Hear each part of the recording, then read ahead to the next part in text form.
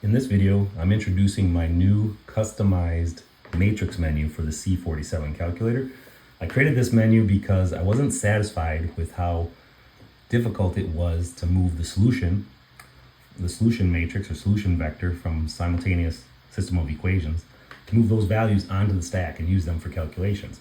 So I created some functions to make this process easier, and I'm going to show them in this video.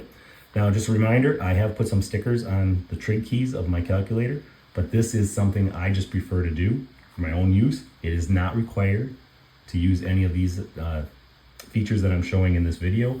It's just something I like to do, but it's an optional thing. You do not have to do this to take advantage of what I'm going to show you. All right. And yeah, I think we should just jump right in and solve a system of linear equations, and then see how the new matrix menu allows me to manipulate these matrices. All right, so we go right to the matrix menu. Now the simultaneous equation solver, I'm just using the built-in feature. So this is the same as it always is, but we're going to put in 4 equations, and we have to enter matrix A. We can use this right arrow. We can use all the arrows to move around, but the right arrow is the one we need. And I'm just going to type in the values. So 1, 3, -1, 2, -3, 1, 1, 3, 2, -4, -2, 1. Now you be careful, 0, so I can just skip it. 2, the next one is 0 as well, so I can just skip it, and -4. So not too hard, but you gotta be careful not to make a mistake. So now I can exit there and enter matrix B. And here the values are -2, -5, 3, and -6. And if I did everything right, then matrix X has the solution. And of course, in this case, I can see the solution. I know it. I have it on the screen here. But if I did not know that this was correct, I would want to double check it. And to double check it, I would take these values and plug them back into the equations. And to do this, I need basically to do this 4 times because there's 4 equations. So now we'll go through the process of how I do this. Since I'm going to do this 4 times, I need 4 copies of this solution vector.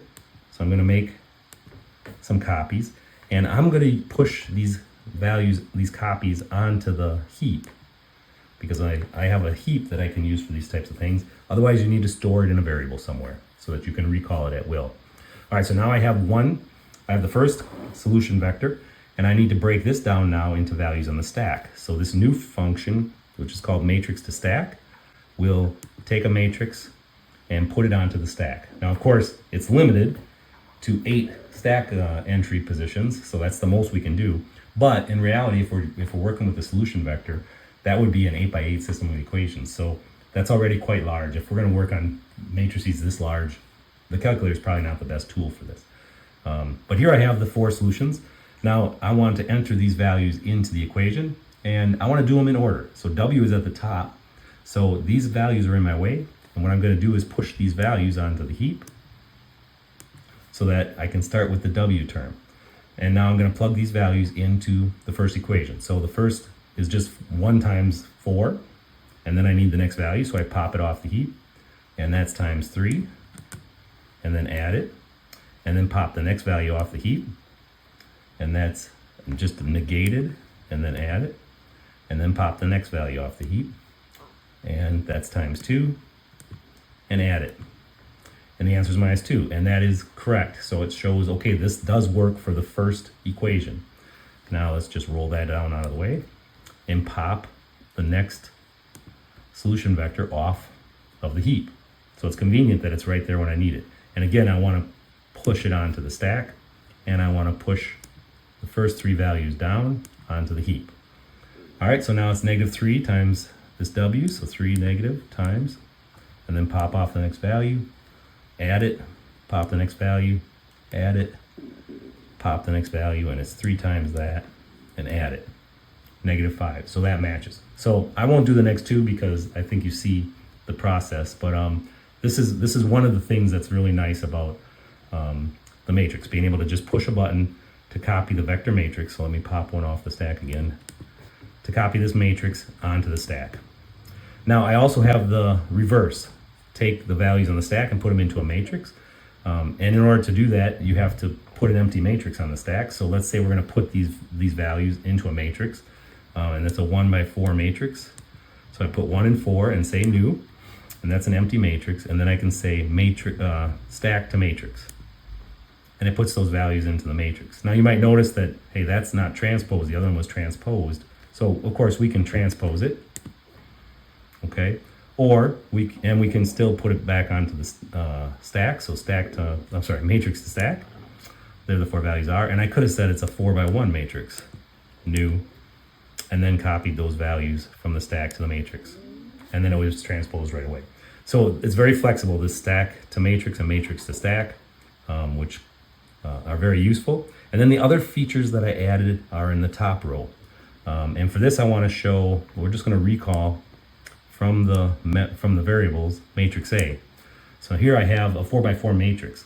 Now what if I wanted just the first row of that matrix for whatever reason? I can type in a 1 and then select the G shift F2 that says give me row 1 of the matrix. Okay? And if that's 1, 3, minus 1, 2, and if I roll down, there's the matrix, so I see that's correct. Or if I wanted column 3, I just put in a 3, and then I say give me column 3 of the matrix. And that's column 3 of the matrix, transposed. Let's roll that out of the way. Or what if I wanted element at this 1 here? So it's row 3, column 4.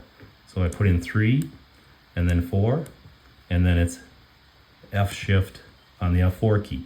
And if you forget, is it row or column? Well, I put R and C in there, so you know it's row then column. So we enter that.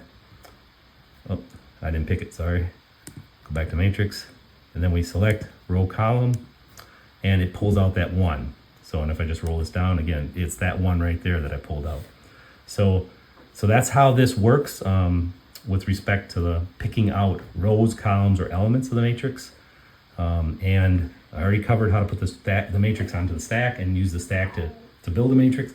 But as I pointed out, the biggest matrix I can build using the stack will have 7 elements, so a 1 by 7 matrix. And the reason for this, let me just clear the stack.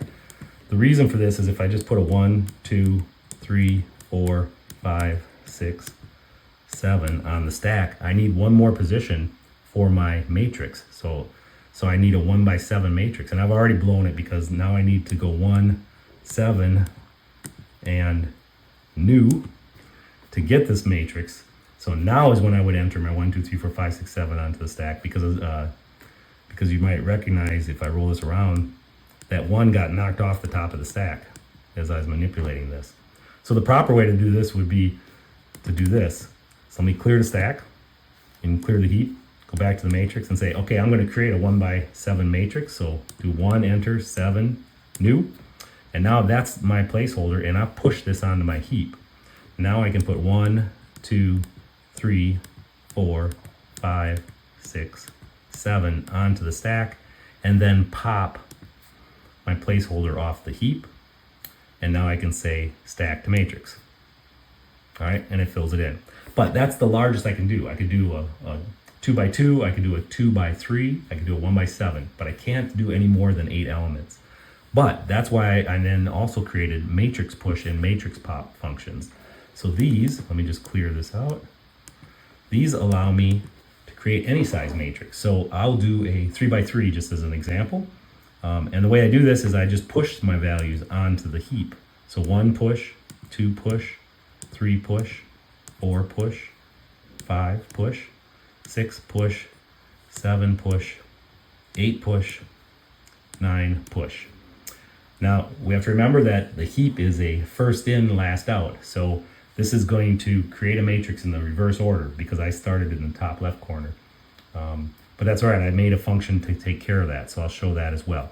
But now I create a 3 by 3 matrix, so 3 by 3 new, and then I can do matrix pop. So this, this one, F shift 5, and it'll pop the elements off the heap into the matrix. And as I said, it's a first in, last out, so it's in the wrong order, but I made a matrix reverse function to take care of that.